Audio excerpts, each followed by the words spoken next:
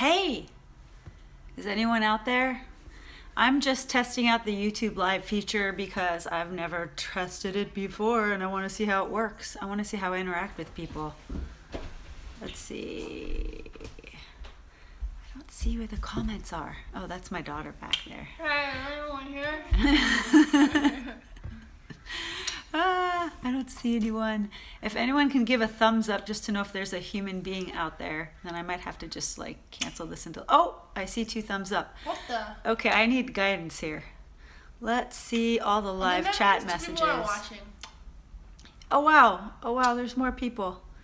Show me the live chat messages. Look at me, I'm such a dork trying to figure this out, honestly. Come on, people. Yeah. Anyway, oh, there we go. I see a message. Yes, hello. Hi, Ahlam Goda. Is that your name? I'm just testing out the live feature. I'm just excited that we reached over. Hi, Mariette. We reached over the 10,000 subscriber mark. And so I really wanted to kind of reward subscribers. So one way I thought I would reward, that's my daughter back there. You did 10 people. There's all kinds of people. So anyways, so I was thinking of giving out swag to anyone who's subscribed to my YouTube channel. And look, I'm so excited because I got this stuff to send to the lucky top 20 people. You're so sweet. Okay, so for the women, like the top 10 subscribers that I select at random, they're gonna get this Feast in the Middle East tote. Isn't this cute? Like a belly dancer, right? There we go. And then I don't want to leave out the men in this equation. So for the men, I have this tote. It says, got hummus? Yeah, right? That's cool, isn't it? So basically, if you are not, you like it? You like it, Mariette? Okay, cool. So for the top people that I pick out of the subscriber base for YouTube, they're going to get these swag bags from me. Unfortunately, I have to do it within the continental US. But, you know, that's okay. We'll start like here nationally, and then hopefully we can get it out there internationally eventually. I wanted to get... My daughter's a character. She likes to crawl around the house like a cat and like jump and like climb walls and stuff. It's really fun. There she is. So, Natalia, stop it. Anyway, so what I'm going to do in the future... Your husband would love the hummus one? Okay, good to know, Maria. Thanks for letting me know. I wanted to, in the future, not just cover Middle Eastern food. What's up, blissful one? Not just Middle Eastern food, but also healthy food for fitness. I know a lot of people are kind of body conscious during the summer, or they want to lose some extra pounds. And I feel like I have some great tips to share that are kind of life-changing, actually, that worked for me. And so I'd like to share this knowledge with all of you. Yes? Is that a yes? Okay, good. Because, you know, I used to be a reporter. I used to be a news reporter. And as a news reporter and an entertainment reporter, I interviewed celebrities. I learned a lot from them. I used to learn from nutritionists, dietitians. I've interviewed lots of different people and done lots of research. Great. So what I would like to do is sort of share some incredible tips to help people get over that weight loss plateau, because I feel like people have been given a lot of misinformation, especially Americans. I feel like the snacking industry has given people a lot of misinformation to sell really bad snacks, for instance. So vegan recipes, yep. Karen, if you look, I have an actual playlist that's just vegan recipes, so check that out. You might like that. So yeah, I will have some interesting recipes. I have a vegan brownie one that's coming up. I also have, tell me if you're into this, guys, because I already kind of have played with this concept of taking like a Middle Eastern ingredient that people might not be familiar with and do it 3 ways, right? So maybe like a spice or a condiment, and not just try it 1 way, but do it 3 ways. Yeah, you better make my turmeric rice weekly. That's right. Okay, this is another thing actually I want to dwell on, Karen. You brought up a good point, is that people should be able to pretty much eat whatever they want if they follow a certain protocol of eating, and it's not the Western way of eating. I'm actually going to share a different way of eating that won't cost you money, that'll actually save you money, and that's going to be next Tuesday. I'm going to share a vlog about a way of eating that will literally change your life, give you, I know it sounds too good to be true, right? I sound like a weird salesperson. Like, it'll give you more energy, it'll cause weight loss, you'll be able to eat what you want. There is sort of a catch in the beginning, like a transition period, but once you get over that transition period, you're golden, and you can eat turmeric rice and anything you want. I eat turmeric rice all the time. I don't care. I eat my carbs. I'm not going to give up all my carbs. I'm going to enjoy the carbs. So I'm glad you guys are on this like fitness idea that I've got going on, because I was thinking of designating at least 3 videos this summer. I'm really excited. This summer I'm going to try to bang out a video every Tuesday, okay? You're very welcome, Javier. Oh, hi to Peru. You know, my grandmother's sister lives in Peru. She lives there, and I would love to visit her someday, but I have never been there before. Yeah, so that's what we're gonna do this summer. We're gonna have an adventurous summer where I'm gonna try to put a video out every Tuesday because of Patreons. Thank you for supporting me. And you know, the more I get Patreon support, the more videos I'll put out. It just goes directly into the production budget, which goes to the cameraman, the editing.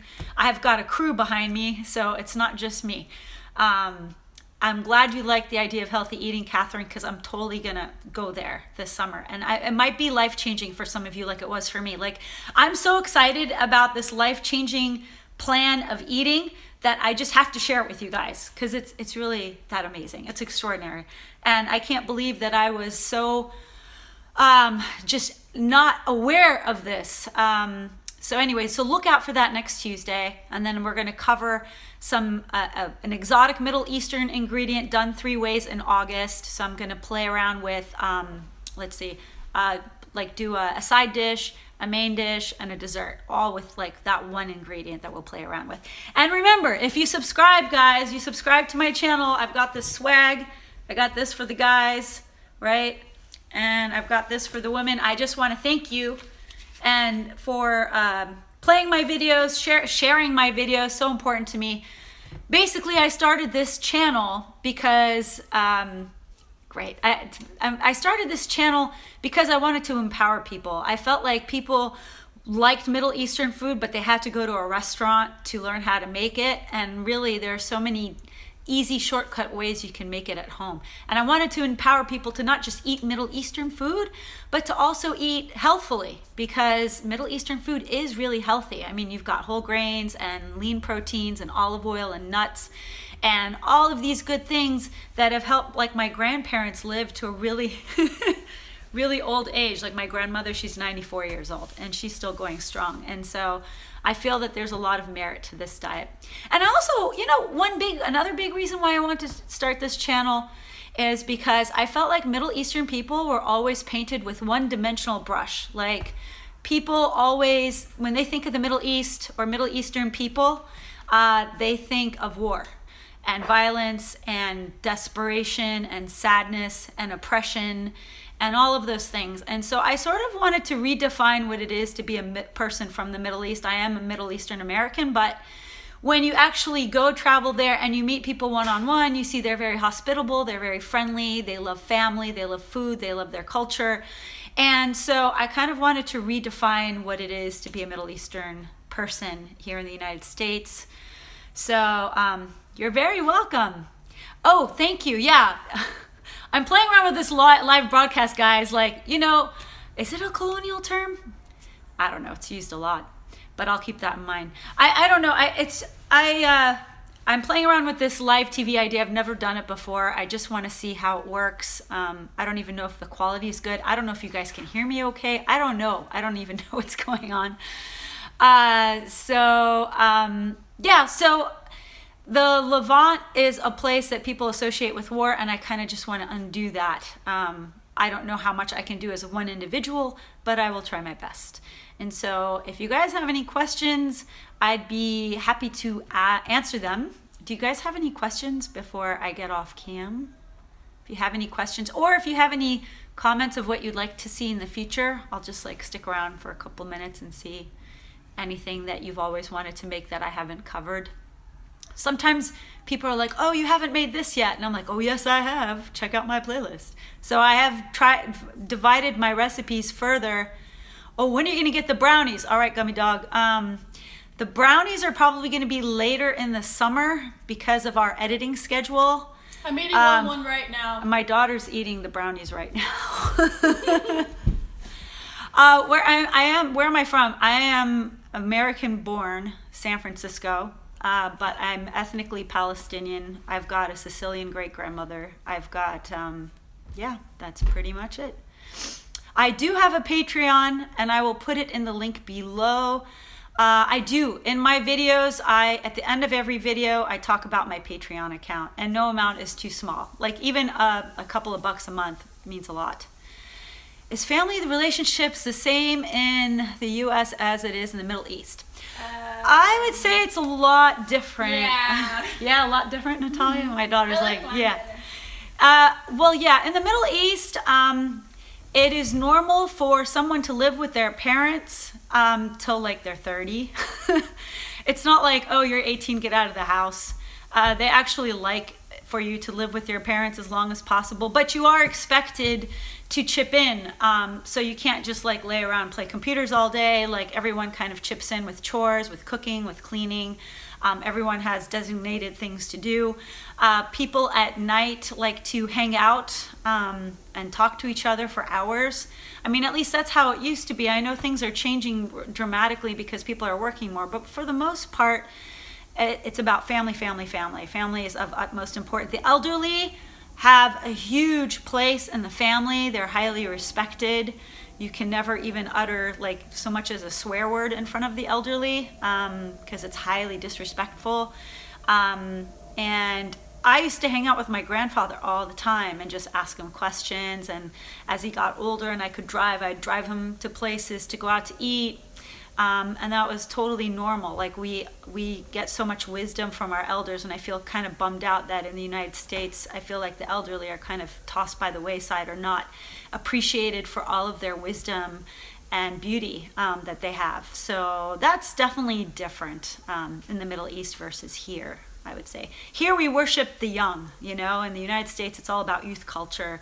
But there, the older you are, the wiser you are, the more respect you get, which is pretty cool because it makes you look forward to getting older. Plus, even when you're old and you have no filter and you say whatever you want, people put up with it. So it's kind of funny that way. How about recipes using sumac? I do have a couple of recipes using sumac already. If you haven't checked out my musakhan video, Catherine, check that out. That's one of my favorites. You'll see that below. It's like one of the recent ones I did with sumac, but perhaps I could write that down as it's my daughter, she's being goofy. Natalia, get out of here, you're driving me crazy. I could write that as a list if you want to learn how to do like sumac 3 ways, different ways. But so far I do have sumac, I believe, in my fattoush video and in my musakhan video. Fattoush is the salad with the bread, and then the musakhan is the chicken and garlic and onion baked on bread. And that sumac is huge in that. So good question. Any other questions? I hope you guys are enjoying the show. There have been times, I'm not going to lie, in the past where it just got so grueling trying to fit the show in with everything else going on in my life that I thought of literally giving up. I was like, this is just taking so much work and I don't know if I could keep this going.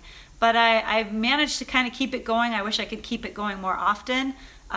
Let's see, it's like my 7-year anniversary doing Feast in the Middle East, which is a long time.